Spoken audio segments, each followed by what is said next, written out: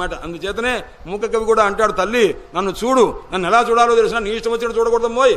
అమ్మవారిని పట్టుకొని అంటున్నాడు మూక కవి, కల్లోలితేన కరుణారస వెల్లితేన కల్మాషితేన కమనీయ మృదుస్మితేన మా మంచితేన తవ కించన కుంచితేన కామాక్షితేన శిశిరీకురు వీక్షితేన. తల్లి నన్ను ఎలా చూడాలో తెలిసిన కల్లోలితేన, ఆందోళనగా చూడాలి, నన్ను తప్ప ఇంకెవరిని చూడడానికి వీలేదన్నమాట. కల్లోలితేన కరుణారస వెల్లితేన, దయతో చూడాలమ్మా, దయతో చూడాలి, అది ఆందోళనగా చూడాలి. వీడి తప్ప నాకు ఇంకెవరు లేరే, వీడిని ఎలా విడిచిపెడతా అన్నట్టుగా చూడాలన్నమాట. ఇన్ని రసాలను మొత్తం నా మీదే ఒలికించాలి, అలా చూడటమే నాకు కావాల్సిందన్నమాట. కల్లోలితేన కరుణారస వెల్లితేన కల్మాషితేన, ఆ ఎర్రని జీరలు కలిగేట్టు చూడాలమ్మా.